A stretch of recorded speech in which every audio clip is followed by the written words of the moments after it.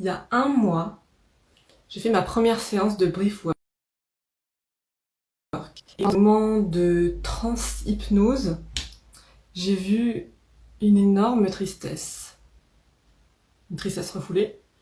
Et derrière cette tristesse, j'ai vu une grosse frustration.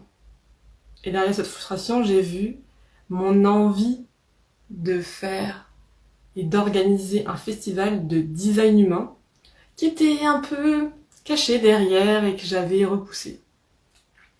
C'est grâce au Briefwork que dès lundi commence le festival de design humain. Découvre ton design humain. Et j'ai invité non pas une, non pas deux, mais 3 intervenantes pour le Briefwork. Qu'est-ce que c'est le Briefwork? Ça sert à quoi? Ça marche comment? On va le voir avec nos 3 intervenantes. Première question, comment vous appelez? Qu'est-ce que vous faites? Donc, on se doute que vous faites du Briefwork, mais depuis combien de temps? Depuis combien de temps vous faites ça? On va faire le tour par là. Moi, c'est Alexandra. Au départ, ma formation, c'est l'hypnose. Donc, je suis hypnothérapeute. Au moment du confinement, en fait, en 2020, c'est à ce moment-là que j'ai découvert en ligne. Je suis passionnée pour ça parce qu'en fait, j'ai testé sur moi et que j'ai vu tas de choses incroyables se produire, des prises de conscience. Enfin, puis au niveau émotionnel, c'est vraiment très puissant. Et donc, j'ai décidé de me former et de me former en même temps que Amandine et Laetitia qui sont avec nous. Voilà, donc on est formés toutes les trois à la même méthode. Voilà. Donc, je m'appelle Amandine. Moi, j'ai découvert le breathwork il y a 2 ans à peu près aussi, début 2020. Le breathwork en ligne. Et en fait, ça a été vraiment un coup de cœur parce que ça faisait un moment que je me cherchais un peu.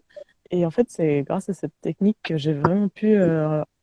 c'était plutôt me reconnecter avec mon corps, retrouver mes sensations, comme si j'étais un peu dans le flou et je retrouvais toutes ces sensations et ces émotions plus fortes en fait pendant le breathwork.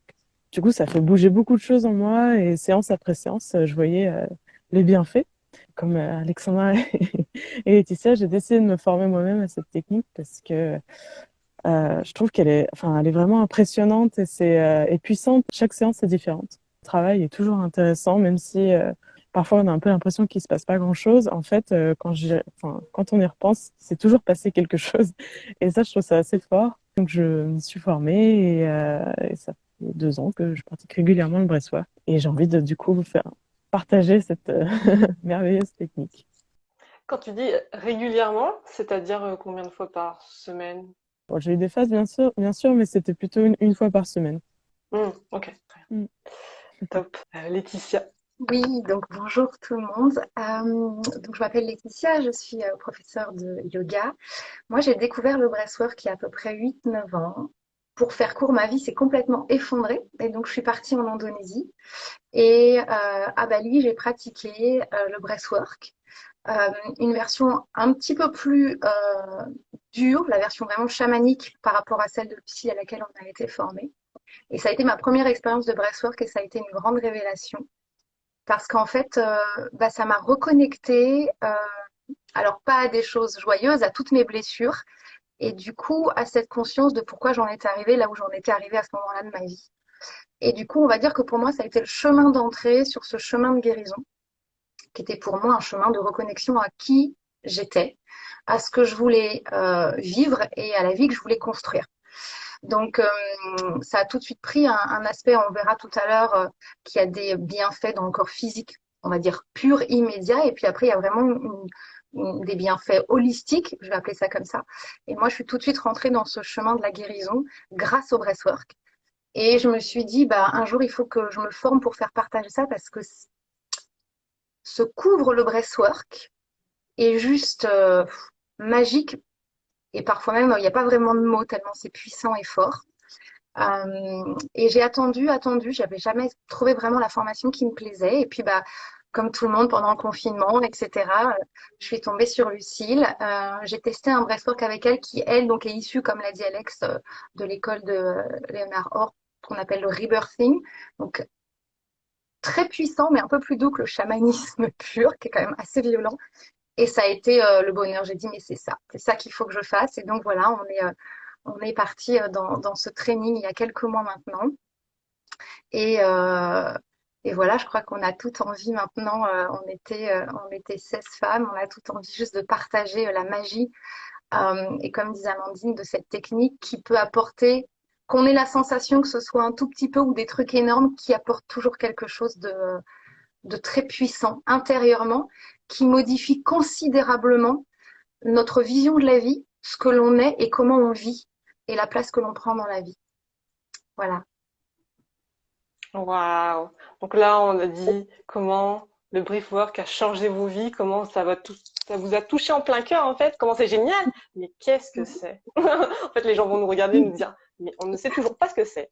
Alexandra, est-ce que tu peux nous expliquer à ta manière, c'est quoi le brief work? Alors, on peut déjà partir des aspects physiques du breathwork. Dans breathwork, il y a breath, donc c'est une technique de respiration. Donc, on va respirer d'une manière particulière. Quand on respire, toutes au quotidien, on fait des micro-pauses entre inspire et expire. On s'en rend même pas compte, en fait. On n'est pas... on respire pas comme ça, en fait. J'inspire, je fais une petite pause, j'expire, je fais une petite pause.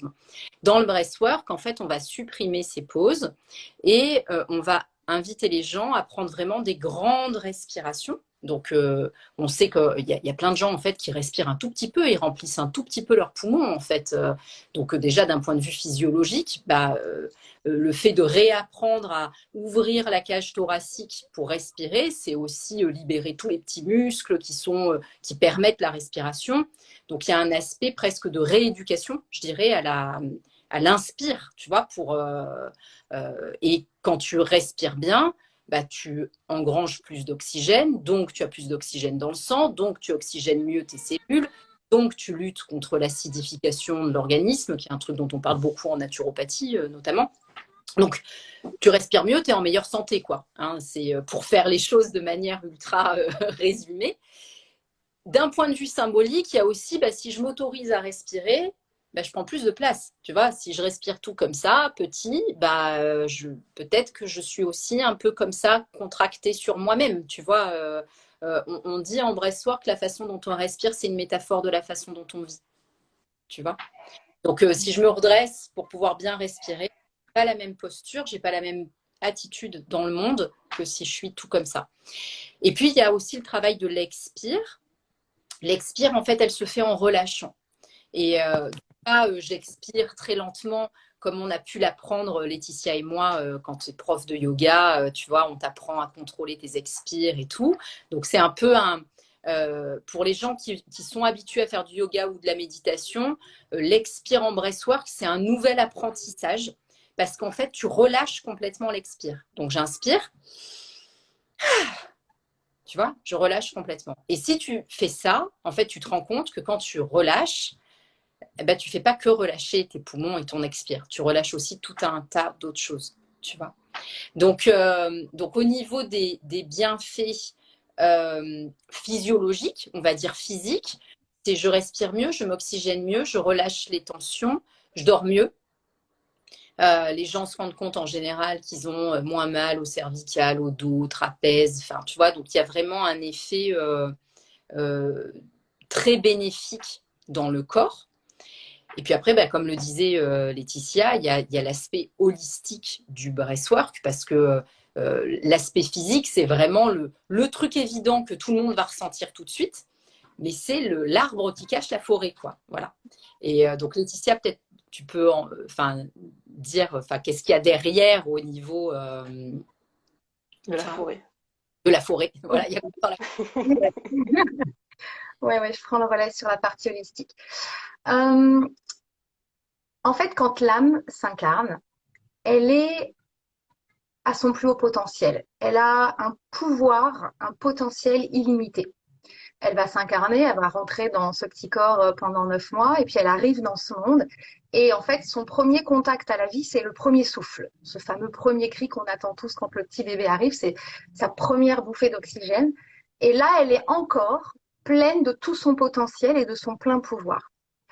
Et puis, elle va commencer à prendre place dans cette vie en tant qu'être humain. Et là, elle va recevoir quotidiennement des conditionnements de l'extérieur. Ces conditionnements vont pouvoir créer à l'intérieur d'elle des croyances. Ces croyances et ces conditionnements vont générer des traumatismes, des blessures qui vont se manifester à travers des émotions. C'est comme si dans une pièce toute vide, quand on rentre dans une maison, on a peut-être 10 pièces, et en fait on met tous nos meubles dans une pièce, pardon. Ce qui fait qu'on va réduire l'espace de circulation de l'oxygène. C'est comme si j'ouvrais mon placard et que je mettais tous mes vêtements, tous mes bijoux, tout le maquillage que j'ai. À un moment donné, je me regarde et en fait, je sais plus qui je suis. Parce que je me suis perdue sous tous les vêtements, dans tous ces meubles. Et j'ai perdu d'abord tout mon potentiel de manifestation, de création, tout mon pouvoir. Et puis surtout, j'ai perdu mon essence. Et là, le breathwork arrive. On va envoyer cet oxygène qui est quand même le souffle, l'énergie par définition de vie, cette énergie qui traverse tous les mondes, le monde du dessous, du dessus, il est commun à tout. Il va entrer en nous et la puissance et cette respiration connectée que vous a présenté Alex, et ben en fait, ça va faire de la place dans notre corps physique. Ça va nettoyer, ça va libérer ce qui nous appartient pas. Les conditionnements, les croyances. En libérant tout ça, ça va permettre de libérer les émotions. Et ça va se manifester sous différentes formes. Je pense que Amandine vous parlera de ce qui se passe pendant un breathwork. Et donc, toutes ces formes qui vont se manifester à travers notre corps physique, grâce au souffle, va libérer notre corps de tout ce qui l'éloignait de notre essence. Et ce qui fait qu'à la fin, on se retrouve. On retrouve notre place, d'abord dans notre propre corps, et ensuite dans notre propre vie. Et retrouvant notre place, et s'étant libéré de tout ce qui nous étouffait, on retrouve tout notre potentiel de création, de manifestation de ce que nous sommes dans notre vie. Voilà la partie vraiment guérison. Et ce qui est moi je trouve très beau et très puissant dans le breathwork, c'est qu'on ne cherche pas à avoir des explications. On ne s'adresse en aucun cas au mental, on s'adresse au cœur, tout le temps. On s'adresse à la source, à l'âme, d'où elle vient. Ce qui fait que parfois, comme disait Amandine, on a l'impression qu'il ne se passe rien, mais en fait, il se passe quelque chose. On n'a pas besoin de savoir si ça remonte à quand on avait 2 ans, ou si c'est parce que notre père un jour il nous a dit ça, ou notre maîtresse. En fait, le déclencheur de la blessure est pas important. Ce qui est important, c'est de redonner de l'espace, de refaire circuler l'énergie pour qu'on puisse retrouver, pour que notre âme puisse retrouver son plein potentiel et toute sa place dans ce corps physique. Et je trouve que du coup, c'est rare, c'est très personnel, mais je trouve que c'est rare une activité où on ne fait pas appel au mental pour comprendre pourquoi on en est arrivé là, mais juste où on va vraiment profondément dans l'espace sacré du cœur pour aller juste libérer ce qui s'y trouve. Et c'est tout. Et après, du coup, il y a une ouverture incroyable qui se met en place dedans et du coup dehors. Et tout ça se fait de manière consciente. C'est aussi ça qui est très magique. Voilà, donc Amandine, je pense qu'elle va vous expliquer maintenant un peu plus en détail sous quelle forme ça peut se manifester, ces libérations. Et effectivement, c'est encore une fois une palette assez infinie de façons d'activer cette libération. Voilà, j'espère que j'ai été claire. Au vu du commentaire, belle description du voyage de l'âme, je pense que oui. Ah. Amandine, je te laisse expliquer les manifestations. Alors, qu'est-ce qui peut se passer pendant une séance de breathwork? Pour revenir vraiment au corps, comme on va respirer, voilà, de manière, comme vous disiez Alex, connectée et assez active, finalement, on se gonfle d'oxygène et on peut avoir des sortes de fourmillements dans les mains, dans les pieds ou autour de la bouche, enfin, vraiment dans les extrémités. Parfois, ça peut aller jusqu'à une légère tétanie, mais pas d'inquiétude, c'est tout à fait normal.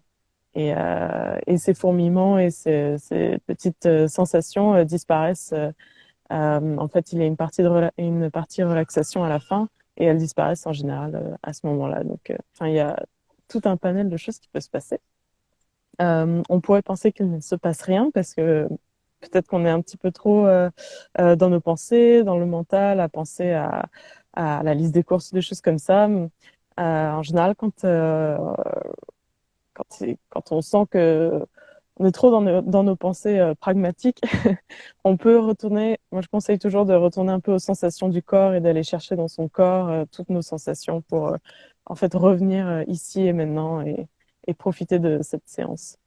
Euh, on peut, on peut avoir beaucoup d'émotions qui nous traversent. C'est vrai on va soulever les meubles, comme disait Laetitia. Et donc, on peut avoir toutes ces émotions qui nous traversent et vraiment, là, c'est l'occasion de libérer toutes ces émotions donc, qu'on n'a pas forcément vécues ou qu'on n'a pas laissé nous traverser avant. Donc, le but, c'est vraiment de les vivre, de les libérer, de profiter. Et c'est comme quand on a une grosse tristesse et qu'on pleure très fort, quand on a fini de pleurer, finalement, il y a toujours cette chose où on se sent mieux. Et là, c'est vraiment la même chose.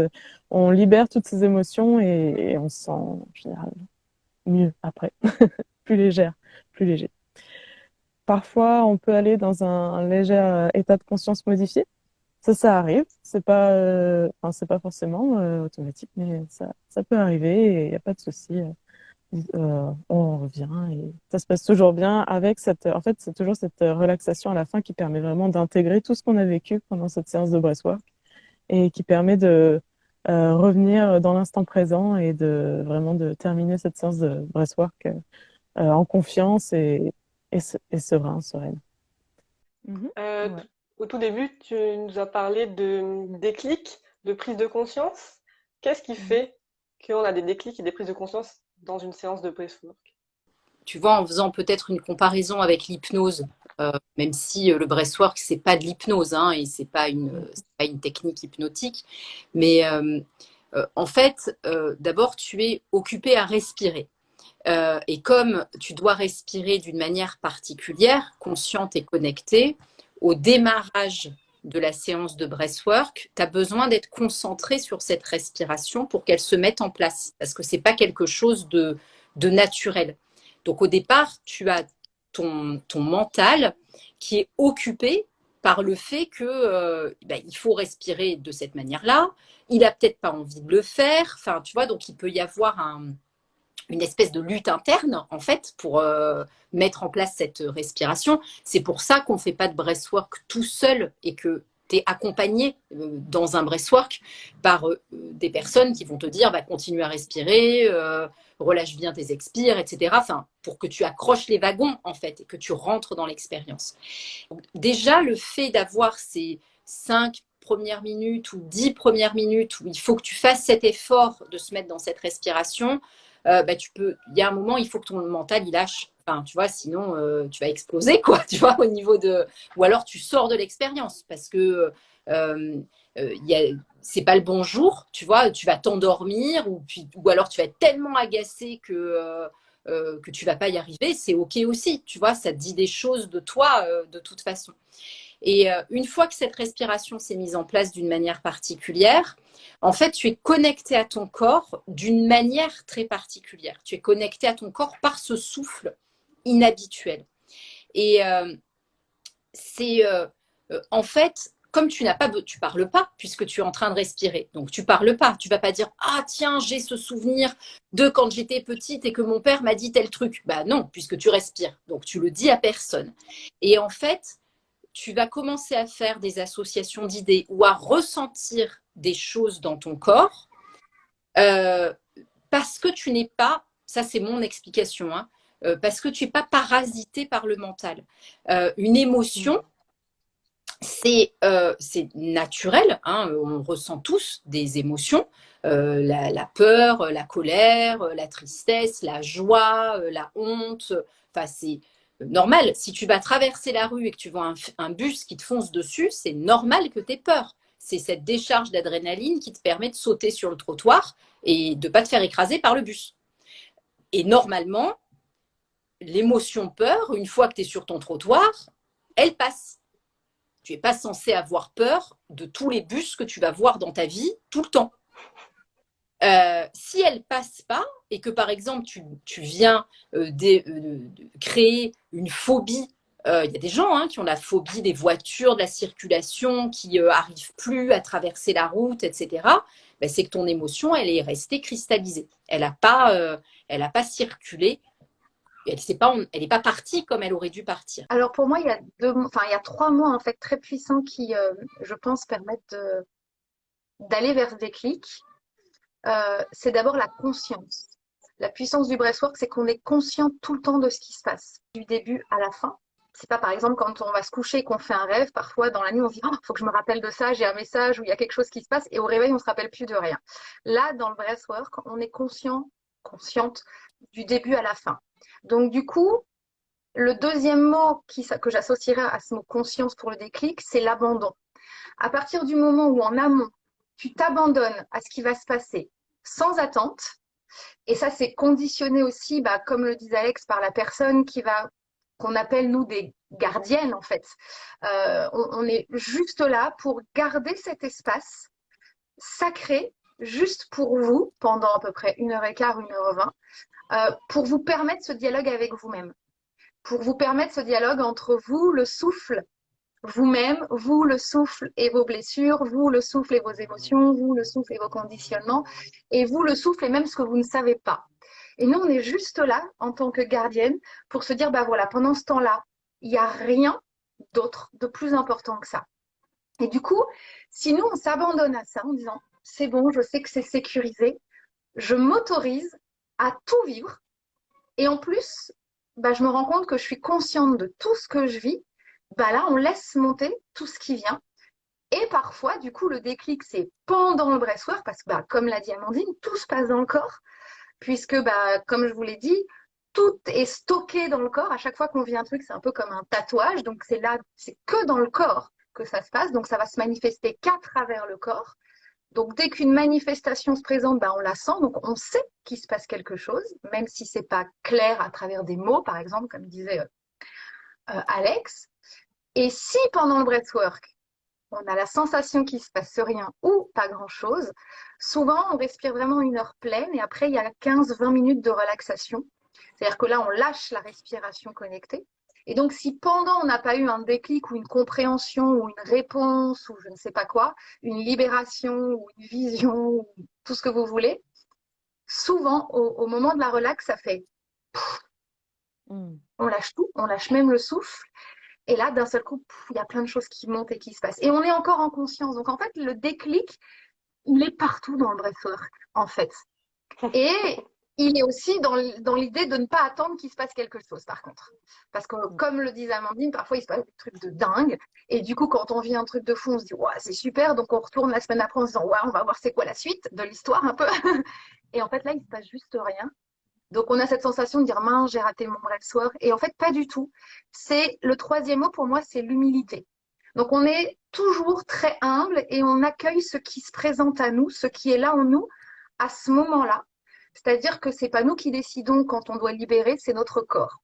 Quand notre corps sent qu'on est prête et prêt à recevoir le souffle, à libérer quelque chose, c'est lui qui décide. Et nous, on est juste là et on accueille. Voilà. Donc, ouais, conscience, abandon et humilité, je pense que c'est vraiment les 3 mots, pour moi en tout cas, qui ont marqué ce déclic. Et puis surtout que j'ai rien à faire. S'il y a peut-être un 4e mot, responsabilité. Ma seule responsabilité, c'est d'être là, présente au souffle. Voilà, de ne pas laisser mon mental intervenir. Et après, tout se fait en fait. Donc c'est large le déclic, mais pour moi, ça recouvre tout ça, ouais. Trop bien. Il est déjà 11h33, du coup ça tourne, j'ai accéléré un peu le rythme. Vous intervenez du coup pendant la semaine d'immersion du festival Découvre ton design humain. Il y a 2 sessions. Une session le lundi 26 juillet à 18h et une session le jeudi 29 juillet à 10h. Est-ce que ce sera des sessions différentes? Est-ce qu'il y aura des thématiques? Comment ça va se passer ces 2 sessions? Alors, on n'a pas prévu de thème. Pour permettre aux personnes de venir avec ce qu'elles sont, tu vois, en fait, on peut bien sûr faire des thèmes en breathwork, mais ça ne nous a pas paru essentiel parce que c'est déjà logé dans toute une expérience qu'elles vont vivre avec toi et les autres personnes qui interviennent. Et alors, Les 2 sessions vont être différentes forcément parce qu'il y en a une, ça va être Amandine et moi, l'autre, ça va être Laetitia et moi. Donc forcément, il y a enfin, le binôme qui change, quoi. Je pense que les personnes peuvent venir à l'une ou l'autre ou aux deux. De toute façon, tu peux même faire 50 breathwork toujours avec la même personne. Tu auras 50 expériences différentes. Peut-être ce qu'on peut préciser ici, c'est de dire aux personnes qu'elles prévoient un cache, tu sais, comme un bandeau ou un foulard à nouer autour des yeux parce que ça permet de mieux rester dans l'expérience, de garder les yeux fermés, tu vois, plutôt que de les réouvrir, d'être attiré par plein de choses. En général, ça se pratique allongé, le breathwork, mais on peut le faire assis si on a envie. Si on le pratique allongé, c'est mieux de ne pas être couché dans son lit, histoire de ne pas partir pour un gros dodo, tu vois, parce que c'est pas le but, hein, voilà. Nous, on sera en binôme, donc ça veut dire que on va avoir 4 yeux pour regarder ce qui se passe, comment vont les gens, les encourager pour continuer à respirer, pour que la respiration se mette bien en place. Et puis de toute façon, on est toujours, comme le disait Laetitia, il y a une relax après. Et puis ensuite, en général, on propose un petit cercle d'échange. Pas trop manger avant, histoire de ne pas se faire un peu brasser par le souffle. Voilà, aller faire pipi pour pouvoir rester tranquille 1 heure et demie dans son expérience sans être dérangé. Isolé, oui, on va pas faire ça au milieu du salon avec les enfants qui courent autour et tout. Oui, c'est sûr qu'il vaut mieux être un peu tranquille, quoi. Et prévoir peut-être des oreillers. Alors, oreiller sous les genoux et sous la tête pour le dos, si jamais vous décidez de s'allonger, et oreiller à côté, parce que émotionnellement, il peut se passer plein de choses, des larmes, des rires, de la colère, et peut-être avoir envie de crier à un moment donné. Donc, histoire de pas hurler dans toute la maison, vous prenez votre oreiller, vous criez dedans, par exemple. De toute façon, les personnes qui achètent la semaine d'immersion du festival vont recevoir un mail pour leur dire vous prévoyez le bandeau, les coussins. Il y aura vraiment tout récapitulé pour qu'ils arrivent sereins. Ils peuvent plonger dans l'expérience. Super. Et en termes de contre-indications, je crois que les femmes enceintes, c'est pas top. Alors, les femmes enceintes. Effectivement. Oui, effectivement, les femmes enceintes, en fait, surtout en ligne, on déconseille et les 3 premiers mois. Quand c'est en présentiel, c'est une autre histoire et on va s'adapter un petit peu. Mais vraiment en ligne, effectivement, on déconseille. On déconseille aussi pour les personnes qui ont de l'asthme sévère, qui ont des conditions cardiaques, une haute pression artérielle. On essaye de rester un peu. On veut que le cadre soit vraiment qu'il y ait de la sécurité dans le cadre et que chaque personne soit parfaitement en sécurité et bien sûr d'avoir aucun problème pour faire ce breathwork. En présentiel, en général, on peut discuter avec la personne, mais c'est vrai qu'en ligne, on garde ces conditions. Même sur le site, je mettrai toutes les contre-indications, tout ce qu'il faut prévoir. Comme ça, ce sera vraiment en mode warning. Le truc, c'est que si la personne est seule chez elle, tu vois, et qu'elle fait de l'hypertension artérielle et qu'elle fait un malaise, tu pourras pas l'aider, quoi. Donc, c'est plus pour ça, parce que sinon, c'est vrai qu'en présentiel, si la personne, elle est traitée, elle se sent bien, tu peux faire un breathwork avec une respiration douce, tu vois, sans pousser à fond la... Voilà. Mais comme là, les gens, même si on les voit, parce qu'on demande aux gens de mettre leur caméra, si... tu vois, s'ils sont à l'autre bout de la France par rapport à nous, on va pas pouvoir faire grand-chose. C'est sûr. Trop bien. Merci beaucoup à toutes les 3. Vous l'aurez compris, le festival Découvre ton design humain, c'est une plongée dans la connaissance de soi et c'est aussi une plongée dans le breathwork. Vous allez pouvoir tester des expériences de fou. J'ai trop hâte. Je vous souhaite du coup un bon week-end et on se dit à très vite. Merci. À très vite et merci encore. Très bon week-end. Et belle journée. Merci. Ciao, ciao. Ciao.